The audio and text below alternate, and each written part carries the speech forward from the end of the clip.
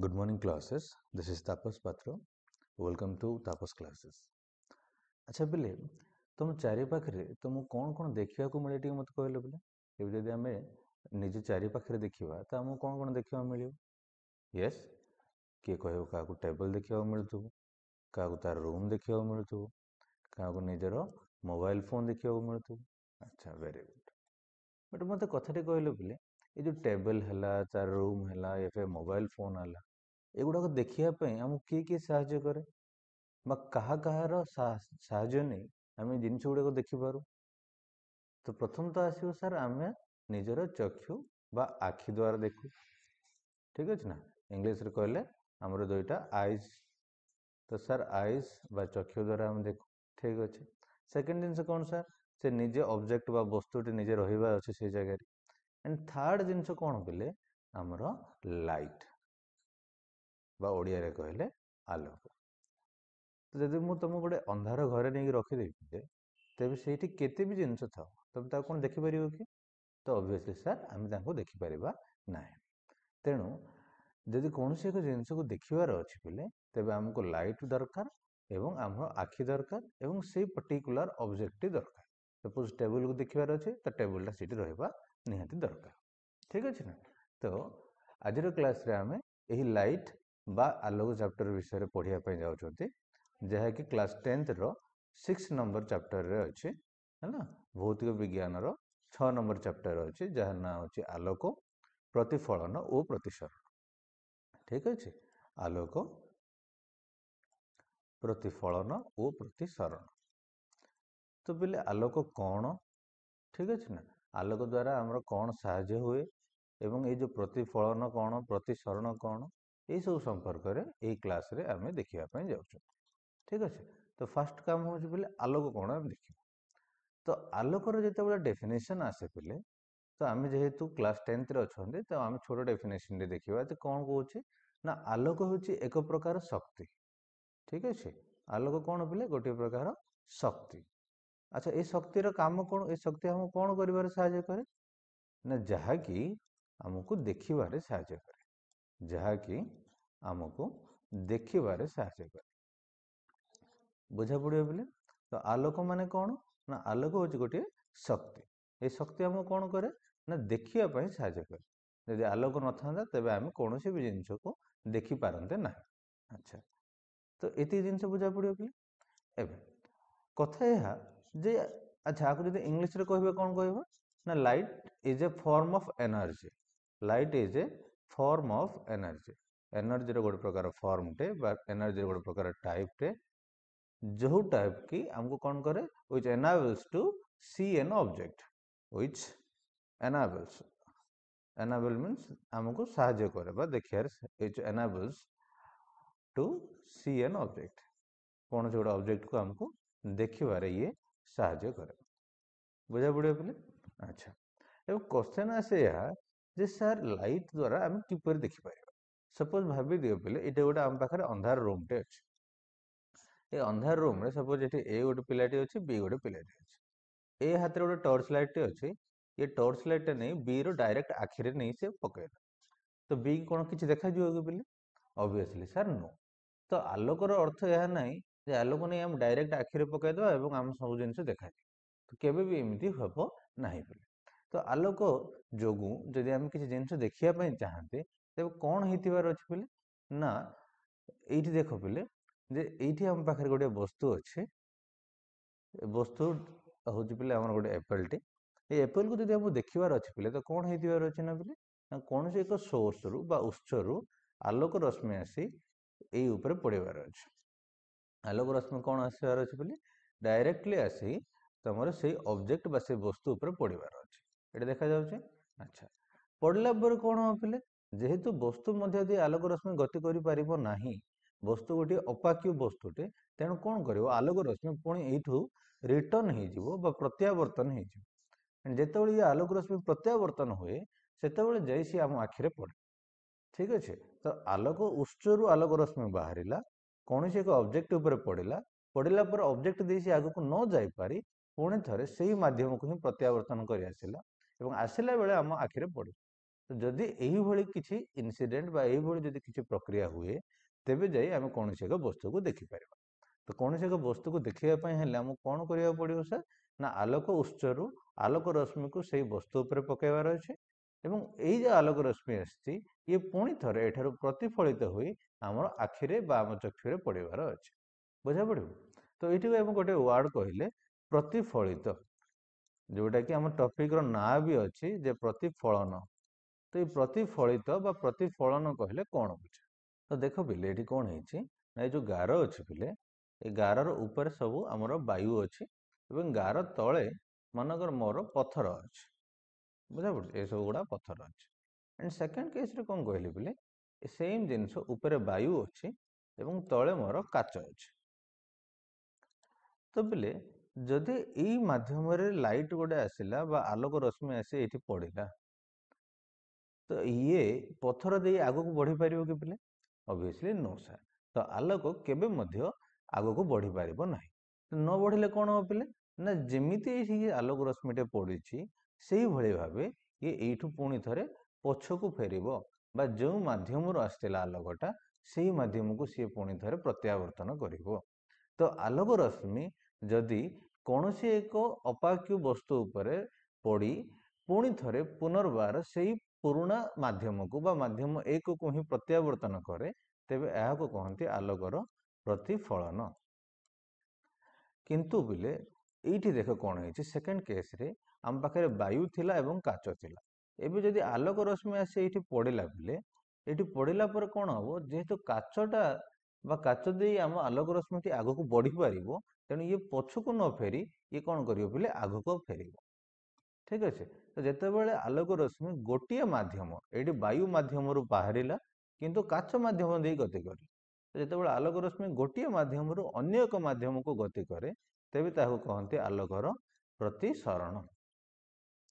ତ ଯାହାକି ଆମ ଟପିକର ନାଁ ଥିଲା ଆଲୋକ, ପ୍ରତିଫଳନ ଓ ପ୍ରତିସରଣ। ତ ଆଲୋକର ତ ଡେଫିନେସନ ଆମେ ଦେଖିଲେ। ତେବେ ଚାଲ ପିଲେ ଏବେ ଆମେ କ'ଣ ଦେଖିବା ନା ଆଲୋକର ପ୍ରତିଫଳନ କ'ଣ ତାକୁ ଆମେ ଟିକେ ଡିଟେଲରେ ଦେଖିବା ପାଇଁ ଚେଷ୍ଟା କରିବା। ଓକେ, ପିଲେ ଏଇଠି ଆମ ପାଖରେ ଗୋଟେ ଦର୍ପଣ ଅଛି। ତ ଦର୍ପଣ ମାନେ କ'ଣ ସାର୍? ନା ଦର୍ପଣରେ ସାର୍ କାଚରେ ତିଆରି ହେଇଥାଏ, କିନ୍ତୁ ପ୍ରୋବ୍ଲେମ କ'ଣ ହୁଏ ସାର୍? ଯେଉଁ କାଚଟି ଥାଏ ନା, କାଚର ଗୋଟିଏ ସାଇଡରେ ଆମେ ଏଠି ରଙ୍ଗୀନ କରି ବା ରଙ୍ଗ ଦେଇ ଆକୁ ଆମେ ଅପାକ୍ୟ କରିଦିଅନ୍ତି। ଅପାକ୍ୟ ମିନ୍ସ ଆ ଦ୍ୱାରା ଏବେ ଆଉ ଲାଇଟଟେ ଆଗକୁ ଯାଇପାରିବ ନାହିଁ। ଯଦି ଆଗକୁ ଲାଇଟ୍ ଯାଇବନି ତ କ'ଣ ହେବ ପିଲେ? ସେ ପୁଣି ଥରେ ପଛକୁ ଫେରିବ। ଠିକ୍ ଅଛି ନା? ତ ଯଦି କାଚର ଗୋଟିଏ ପାର୍ଶ୍ୱରେ ଆମେ ରଙ୍ଗ ଦେଇ ଏହାକୁ ଅପାକ୍ୟ ବସ୍ତୁରେ ପରିଣତ କରିଦିଅନ୍ତି, ତେବେ ଏହାର ନାଁ ହେଇଯାଏ ଦର୍ପଣ। ଠିକ୍ ଅଛି ନା? ତ ଦର୍ପଣରେ କ'ଣ ହୁଏ ପିଲେ? ଆଲୋକଟି ଆଗକୁ ନ ଯାଇ ପୁଣି ଥରେ ପଛକୁ ହିଁ ପ୍ରତ୍ୟାବର୍ତ୍ତନ କରିବ ବା ଆଲୋକର ପ୍ରତିଫଳନ ହେବ। ତ ଏଇଠି ଆମ ପାଖରେ ଗୋଟେ ଦର୍ପଣ ଅଛି ଏବଂ ଦର୍ପଣର ପଛ ପଟକୁ ଆମକୁ ଦେଖେଇବା ପାଇଁ ଏଇ ଟାଇପ୍ର ଆମେ ସେଠି କିଛି ଗାର ମାରିଛନ୍ତି। ତାର ଅର୍ଥ ଏଇ ତଳ ଅଂଶଟି ହେଉଛି ତାର ଦର୍ପଣର ପଛ ପୋର୍ସନଟା ଏଣ୍ଡ ଏଇ ଉପରଟା ହେଉଛି ଦର୍ପଣର ଆଗ ପୋର୍ସନ। ଏବେ କ'ଣ ହେଲା ପିଲେ? କୌଣସି ଏକ ଆଲୋକ ରଶ୍ମି ଆସି ଏଇ ଦର୍ପଣ ଉପରେ ପଡ଼ିଛି। ଦେଖ ପିଲେ ତୀର ଚିହ୍ନ ଦିଆହେଇଛି, ତାର ଅର୍ଥ ସିଏ ଏପଟରୁ ଆସି ଏଇ ଆଲୋକ ରଶ୍ମି ଏଇ ଉପରେ ପଡ଼ିଛି। ତ ଯେଉଁ ଆଲୋକ ରଶ୍ମିଟି ପିଲେ ଆସି ଦର୍ପଣ ଉପରେ ପଡ଼େ ତା ନାଁ ଦିଅନ୍ତି ପିଲେ ଆପତିତ ରଶ୍ମି। କ'ଣ ଦିଅନ୍ତି ପିଲେ? ଆପତିତ ରଶ୍ମି ବା ଇଂଲିଶରେ କହିଲେ ଇନସିଡେଣ୍ଟ ରେ। ଇନସିଡେଣ୍ଟ ରେ। ଆପତିତର ଅର୍ଥ ହେଉଛି ପଡ଼ିବା। ତ ଯିଏ ଆସି ପଡ଼ିଛି ବା ଯିଏ ଆସି ଦର୍ପଣ ଉପରେ ପଡ଼ିଛି ତାକୁ ଆମେ କହନ୍ତି ଆପତିତ ରଶ୍ମି। ଇଂଲିଶରେ କହିଲେ ଇନସିଡେଣ୍ଟ ରେ। ଆଚ୍ଛା, ଦର୍ପଣର ଯେଉଁ ବିନ୍ଦୁରେ ଆସି ସିଏ ପଡ଼ିଲା ଏଇ ବିନ୍ଦୁକୁ ଆମେ କହନ୍ତି ଆପତିତ ବିନ୍ଦୁ ବା ଆପତନ ବିନ୍ଦୁ। ଠିକ୍ ଅଛି? ପଏଣ୍ଟ ଅଫ୍ ଇନସିଡେନ୍ସ, ଇଂଲିଶରେ କହିଲେ ପଏଣ୍ଟ ଅଫ୍ ଇନସିଡେନ୍ସ।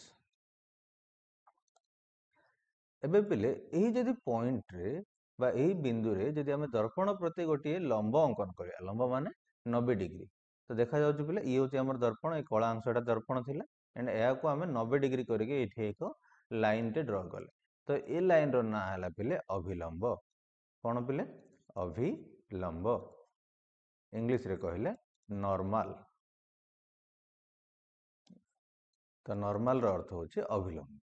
ତ ଏବେ କ'ଣ ହେଲା ପିଲେ? ନା ଆମ ପାଖରେ ଗୋଟିଏ ଆପତିତ ରଶ୍ମି ଥିଲା ଏଣ୍ଡ ଗୋଟିଏ ଅଭିଲମ୍ବ ଥିଲା।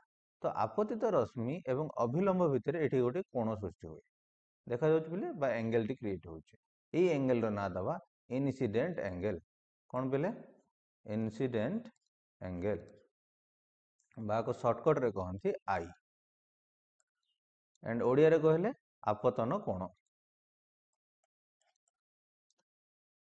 बुझा पड़ियो पिले आपतन कोण तो मैक्सिमम केस रे हम पिला माने टिके भूल भाबी दियंती जे आपतन कोण होची दर्पण एवं आपतन आपतित रश्मि मध्य रे थिबा कोण बट एहा होची भूल पिले आपतन कोणटी काहा काहा भितर सृष्टि हेछि ना अभिलंब एवं आपतित रश्मि एवं अभिलंब मध्य रे थिबा कोण को आमे आपतन कोण कहंती बा इन्सिडेंट एंगल कहंती बुझा पड़ियो अच्छा एबे कोण हुए पिले जेते एंगल करी एठी आलोक रश्मिटी पड़ीची पिले एठू मध्य से सेतिकी एंगल करी कि बाहर को बाहरिया पई चेष्टा करी जेहेतु दर्पण रो गोटे पार्श्व आमे रंगीन दे दीचे ता अर्थ से आलोक रश्मि आगो को न बढ़ी पारी पुणी थरे कोन करियो पिले पछकु फेरिबो एवं केमिति पछकु फेरिबो ना जेते एंगल एठी तयारी करी के आस्थिला ना पिले सेतिकी एंगल एठी भी तयारी करी से कोन करिवो पुणी थरे से पूर्व माध्यम को ही फेरि दिबो तो एठी कोन हला पिले ना आलोक रश्मि ए देकी से प्रत्यावर्तन करुछि बा प्रतिफलन होछि तेणु ए जो रश्मि आसिला एहा को आमे कहंती प्रतिफलित रश्मि तो गोटे थिला आपतित रश्मि आ गोटे आसिला पिले प्रतिफलित रश्मि इंग्लिश रे कहले पिले रिफ्लेक्टेड रे जेहेतु एठी रिफ्लेक्शन होछि प्रतिफलन को आमे रिफ्लेक्शन कहंती तो जेहेतु एठी प्रतिफलन हला बा रिफ्लेक्शन हला तेणु जो रश्मिटी बाहरिला ताको आमे कहंती प्रतिफलित रश्मि बा reflected ray again reflected ray बा प्रतिफलित रश्मि अभिलंब सह जे एंगल सृष्टि कला ताको कहंती रिफ्लेक्टेड एंगल बा को शॉर्टकट रे कहले आर एंड ओडिया रे कहले आको प्रतिफलित बा प्रतिफलित कोण बा प्रतिफलित कोण बुझा पड़ियो तो ए डायग्राम टा टिके बुझिया पय चेष्टा करबा त हम आउथरे कहबा पिले कोन होची हम पाखरे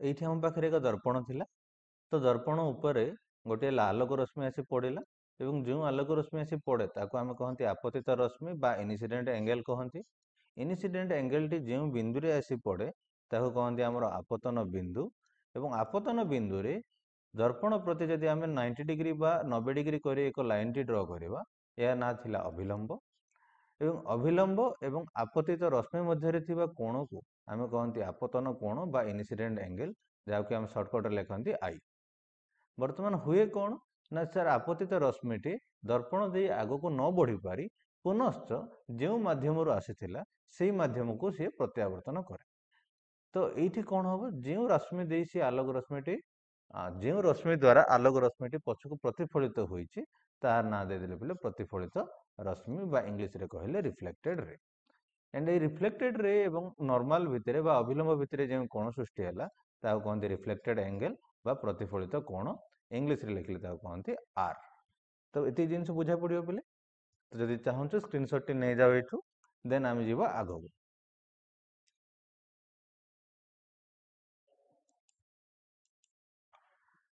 तो वर्तमान पिले प्रतिफलन संपर्क तो बुझा पड़िबो प्रतिफलन कहले कोन सर ना जेते बेले एक आपतित रश्मि कौन सी एक अपाक्य वस्तु ऊपर पड़े सी कौन करियो पिले जेतिकी कोण एठी सृष्टि करिकी आस्थिला सेतिकी कोण बनै पुणी थरे निज माध्यम को बा ओरिजिनल माध्यम को रिटर्न हो जाए तो यही जो गुण अच्छी बा यही जो प्रॉपर्टी अच्छी या को हम कहंती आलोकर प्रतिफलन बा इंग्लिश रे कहले reflection of light so what is reflection of light now when a ray of light incident on an opaque object after incidence it will again go back to its original medium okay and this phenomena of light is called as reflection of light तो यही जो प्रक्रिया अच्छे या को हम कौन कहते आलोकर प्रतिफलन कर तो आलोकर प्रतिफलन रहिले दुईटी नियम अच्छे ठीक अच्छे तो दुई नियम बा इंग्लिश रे कहले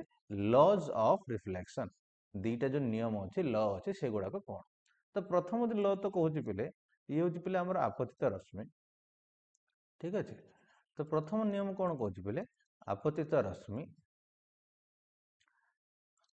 आपतन बिंदु रे अंकित अभिलंब आपतन बिंदु रे अंकित अभिलंब ଓ ପ୍ରତିଫଳିତ ରଶ୍ମି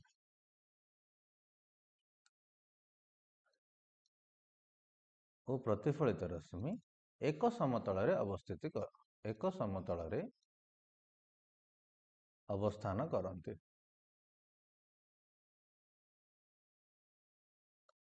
अर्थ कौन पिले बुझा चेष्टा करियो ना आपतित रश्मि ये सर आपतन बिंदु रे अंकित अभिलंब ये एंड प्रतिफलित रश्मि ये सब गुड़ाक गोटे समतल उपर रहिबे।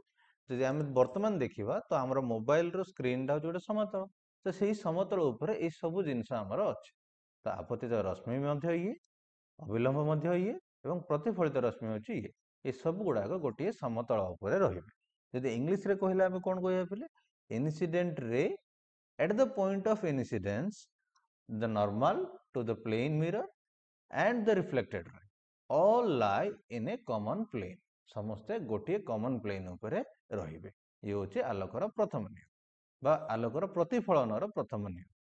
एबे द्वितीय नियम कोन कहउछ पिले ना एठी जो एंगल क्रिएट हितिला से एंगल टी आ सहित इक्वल हो। तार अर्थ आपतन कोण ओ प्रतिफलन कोण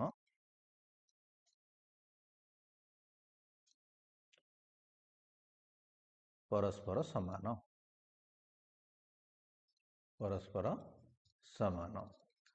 ता अर्थ यदि आपको हम आउरी शॉर्टकट रे लिखिबा ता आई थिला आपतन कोण बा इंसिडेंट एंगल एंड आर थिला प्रतिफलन कोण बा रिफ्लेक्टेड एंगल। तो I is equal to are. तो ये थिला पिले आलोकर प्रतिफलनर दुईटी नियम। तो मैं भावुची प्रतिफलन कोण एवं तार दुईटी नियम कोण एगुड़ा को समस्त को बुझा पड़े। जदि ये बुझा पड़ी पिले तेज आम आगू बढ़ा। तो आलोकर प्रतिफलन नियम जहाँ अच्छी यह व्यवहार करी आमे देखिबा जे एक समतल दर्पण रे बा एक प्लेन मिरर रे इमेज किमिति सृष्टि हो।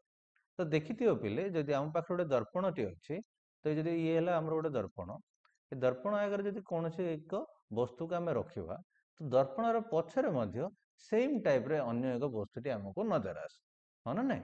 जदि दर्पण आगे जाई तुम ठिया होच पिले तो तुमको कौन लगे ना दर्पण भितर भी तुम भली आउ जन किएटी अच्छी।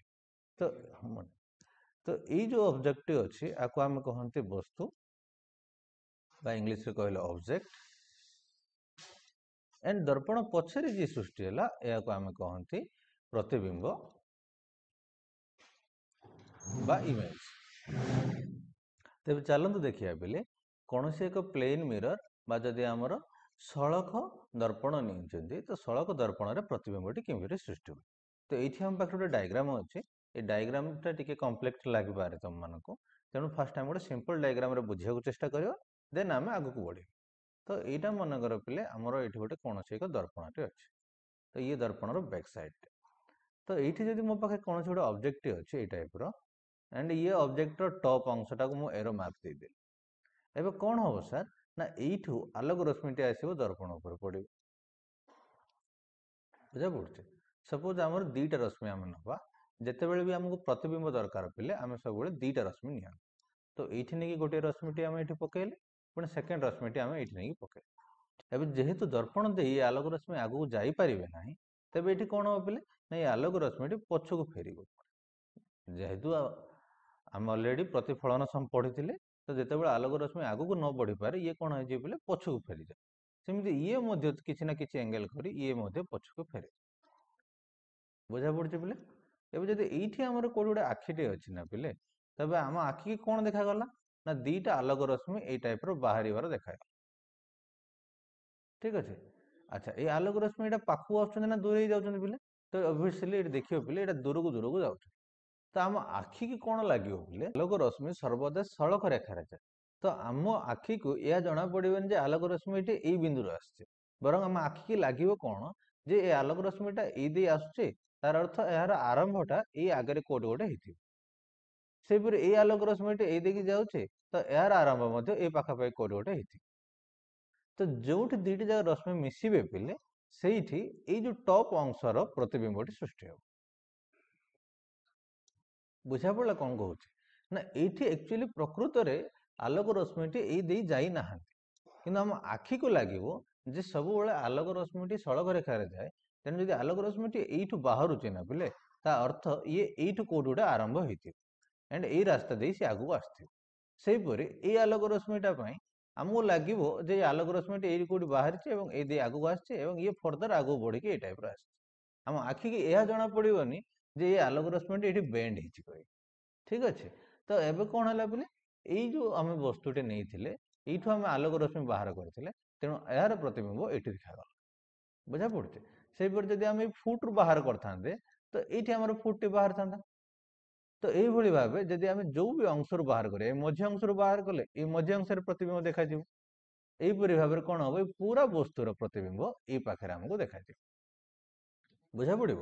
ତ ଏଇ ସେମ୍ ଜିନିଷ ଏଇଠି ଆମେ ବୁଝିବାକୁ ଚେଷ୍ଟା କରିବା ଯେ ଗୋଟେ ଆମେ ଗଛଟେ ନେଇଛନ୍ତି, ଏ ଗଛର ଯଦି ଟପ୍ ବା ଉପର ଅଂଶରୁ ଆମେ ଦିଟା ଆଲୋକ ରଶ୍ମି ବାହାର କଲେ, ଏଇଟା ଆଣ୍ଡ ଏଇଟା, ଠିକ ଅଛି, ଗୋଟେ ବ୍ଲୁ କଲର ଅଛି, ଗୋଟେ ଆମର ପିଙ୍କ କଲର ଅଛି। ତ ଏଇ ପିଙ୍କ କଲର ଲାଇଟ୍ ଏଠି ପଡିକି ପୁଣି ଆମ ଆଖିକି ରିଟର୍ନ ହେଲା, ବ୍ଲୁ କଲର ଲାଇଟ୍ଟା ବି ଏଠି ଆମକୁ ରିଟର୍ନ କଲା। କିନ୍ତୁ ଆମକୁ କ'ଣ ଲାଗିବ ପିଲେ, ନା ଏଇଟା ଏଇ ଆଗରୁ କୋଉଠି ଗୋଟେ ବାହାରିଲା ଭଳି ଲାଗିବ।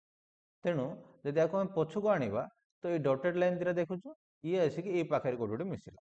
ତ ଏଇଠି ଯୋଉ ଆମେ ବସ୍ତୁଟି ନେଇଥିଲେ ବା ବସ୍ତୁର ଉପରେ ଯୋଉ ଟପ୍ଟି ନେଇଥିଲେ, ଏହାର ପ୍ରତିବିମ୍ବଟା ଆମକୁ ଏଇ ପାଖରେ କୋଉଠି ଗୋଟେ ସୃଷ୍ଟି ହେଲା ଭଳି ଦେଖାଯିବ। ବଟ୍ ବାସ୍ତବରେ ଏଇ ଯୋଉ ଡଟେଡ୍ ଲାଇନ୍ ଅଛି, ଇଏ କ'ଣ ଆଲୋକ ରଶ୍ମି କି? ନାହିଁ। ଆମକୁ ଲାଗୁଛି ଏଇ ଦେଇ ଆସିଲା ଭଳି, ବଟ୍ ଏଇ ଦେଇ ଆଲୋକ ରଶ୍ମି ଆସି ନାହିଁ।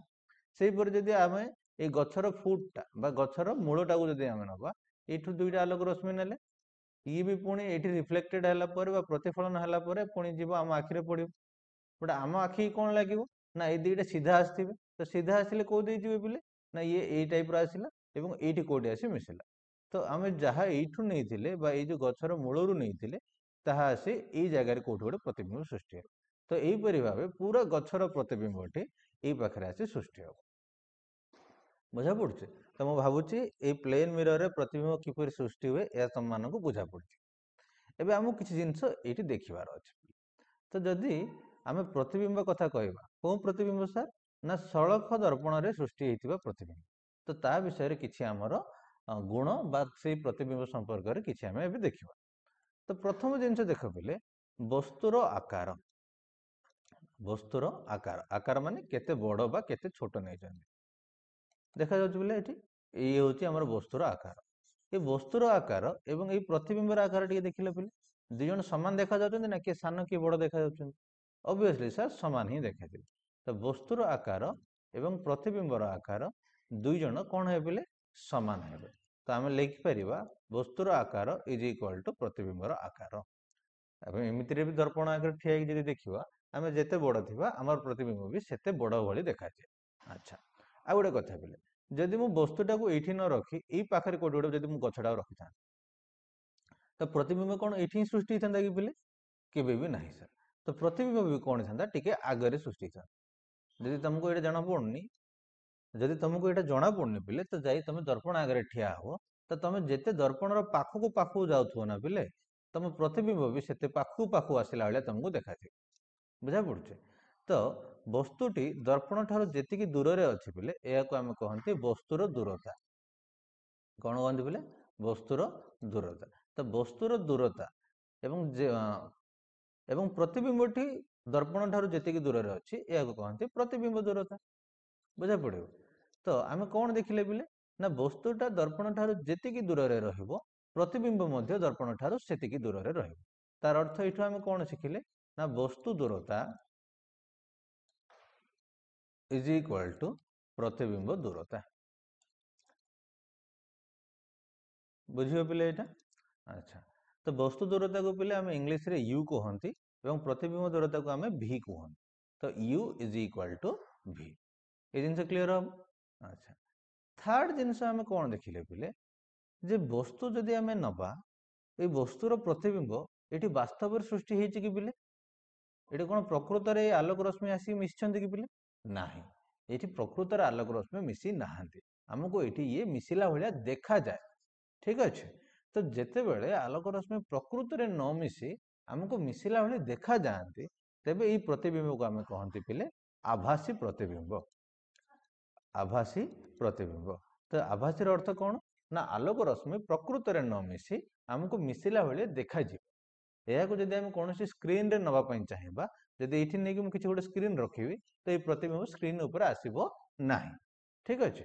ଆଚ୍ଛା, ଆଉ ଗୋଟେ ଜିନିଷ କ'ଣ, ଏଇ ଯୋଉ ପ୍ରତିବିମ୍ବ ନେଲେ ଇଏ ଆମର ସିଧା ଆସିଲା ନା ଓଲଟା ଆସିଲା ବୋଲି ଦେଖ, ଆର ମୁଣ୍ଡ ଏଇଠି ଥିଲା ବା ହେଡଟା ଏଇଠି ଥିଲା, ଆର ବି ହେଡଟା ଏଇ ଉପରେ ହିଁ ଆସିଲା, ଏଣ୍ଡ ଆର ଟପ୍ ଏଣ୍ଡ ଏହାର ମୂଳଟା ତଳେ ଥିଲା, ଏଠି ବି ମୂଳଟା ତଳେ ହିଁ ଆସିଲା। ତାର ଅର୍ଥ ଆମେ ଯେଉଁ ଟାଇପର ବସ୍ତୁଟି ନେଇଥିଲେ ସେଇ ଟାଇପର ହିଁ ପ୍ରତିବିମ୍ବ ଆସିଲା। ତେଣୁ ଆମେ କହିପାରିବା ଯେ ପ୍ରତିବିମ୍ବଟି ଆମର ସଳଖ ଆସିଲା। ତ ଆଭାସୀ ଏବଂ ସଳଖ ଆସିଲା। ତ ଲାଷ୍ଟ ଜିନିଷ ଗୋଟେ ରହିଲା ପିଲେ, ଯଦି ତମେ ଦର୍ପଣ ସମ୍ମୁଖରେ ଠିଆ ହେଇ କେବେ ତମର ଯଦି ରାଇଟ୍ ହାତଟା ଉଠେଇଥିବ, ତ ଦର୍ପଣ ମଧ୍ୟରେ ଥିବା ପ୍ରତିବିମ୍ବ ପିଲେ କୋଉ ହାତ ଉଠାଏ କେବେ ଦେଖିଛ? ତ ତମେ ଦେଖିବ ପିଲେ, ଯଦି ତମେ ରାଇଟ୍ ହାତ ଉଠେଇଥିବ ନା ପିଲେ, ତ ସେ ତାର ଲେଫ୍ଟ ହାତ ଉଠେଇବ। ସେହିପରି ତମେ ଯଦି ଲେଫ୍ଟ ହାତଟା ଉଠେଇଥିବ, ସେ ତାର ରାଇଟ୍ ହାତଟି ଉଠେଇବ। ତ ଏଇଠି କ'ଣ ହୁଏ ପିଲେ ନା ଯୋଉ ପ୍ରତିବିମ୍ବ ଆସେ, ସେ ପ୍ରତିବିମ୍ବରେ ପାର୍ଶ୍ୱ ପରିବର୍ତ୍ତନ ହୁଏ। ପାର୍ଶ୍ୱ ପରିବର୍ତ୍ତନ ହୁଏ। ପାର୍ଶ୍ୱ ମିନ୍ସ ଲେଫ୍ଟ ଥିଲେ ରାଇଟ୍, ରାଇଟ୍ ଥିଲେ ଲେଫ୍ଟ। ତ ଏଇ ପାର୍ଶ୍ୱ ପରିବର୍ତ୍ତନ ହେବ। ତ ସଳଖ ଦର୍ପଣ ସାହାଯ୍ୟରେ ସୃଷ୍ଟି ହେଉଥିବା ପ୍ରତିବିମ୍ବର ଇଏ ହେଉଛି କିଛି ଗୁଣ ବା ଧର୍ମ। ତ ଧର୍ମ କ'ଣ କହୁଛି ଆଉ ଥରେ କହିଦେଉଛି, ବସ୍ତୁର ଆକାର ପ୍ରତିବିମ୍ବର ଆକାର ସହ ସମାନ ହେବ। ବସ୍ତୁ ଯେତେ ବଡ଼ ନେଇଥିବା ପ୍ରତିବିମ୍ବ ମଧ୍ୟ ସେତିକି ବଡ଼ ଆସିବ। ବସ୍ତୁର ଦୂରତା ପ୍ରତିବିମ୍ବର ଦୂରତା ସହ ସମାନ। ତ ବସ୍ତୁ ଯେତେ ଦୂରରେ ରହିବ ଦର୍ପଣ ଠାରୁ, ପ୍ରତିବିମ୍ବ ମଧ୍ୟ ଦର୍ପଣ ଠାରୁ ସେତିକି ଦୂରରେ ରହିବ। ପ୍ରତିବିମ୍ବଟି ଆଭାସୀ ଓ ସଳଖ ହେବ। ଆଭାସୀର ଅର୍ଥ ପ୍ରକୃତରେ ମିଶିବେ ନାହିଁ, ଏଇଠି ଆମକୁ ମିଶିଲା ଭଳିଆ ଦେଖାଯିବେ, ଏବଂ ସଳଖର ଅର୍ଥ ସିଧା ସିଧା ଆମକୁ ପ୍ରତିବିମ୍ବଟି ଦେଖାଯିବ। ଏବଂ ଲାଷ୍ଟରେ ଆମେ ପଢିଲେ କ'ଣ ନା ପ୍ରତିବିମ୍ବର ପାର୍ଶ୍ୱ ପରିବର୍ତ୍ତନ ହେବ। ତ ଆମେ ଲେଫ୍ଟ ଯଦି ଉଠେଇବା ସିଏ ରାଇଟ୍ ଉଠେଇଥିବ। ତ ଆଇ ହୋପ୍ ଏତିକି ଜିନିଷ ଆମକୁ ବୁଝା ପଡୁଥିବ। ତ ପ୍ଲେନ୍ ମିରରରେ ଇମେଜ କେମିତି ଫର୍ମେସନ ହେଲା ସେଇଟା ଆମେ ଦେଖିଲେ, ଏବଂ ପ୍ଲେନ୍ ମିରରରେ ଯୋଉ ସୃଷ୍ଟି ହେଇଥିବା ଇମେଜର ପ୍ରପର୍ଟିଜ ସମ୍ପର୍କରେ ଆମେ ଅଲରେଡି ଦେଖିଲେ। ତ ନେକ୍ସଟ କ୍ଲାସରେ ଆମେ ଦେଖିବା ସାର୍ ପ୍ଲେନ୍ ମିରରକୁ ଛାଡ଼ିଦେଲା ପରେ ଆମ ପାଖରେ ଆଉ କିଛି ଅଲଗା ମିରର ଅଛି କି, ଯଦି ଅଛି ସେଇ ମିରରରେ ଇମେଜ କିପରି ସୃଷ୍ଟି ହେବ। ତ ଏଇଟା ଆମେ ନେକ୍ସଟ କ୍ଲାସରେ ଦେଖିବା। ତ ଆଜି ପାଇଁ କ୍ଲାସଟିକୁ ଏତିକିରେ ଆମେ ୱାଇଣ୍ଡ ଅପ୍ କରିବା। Okay, thank you class.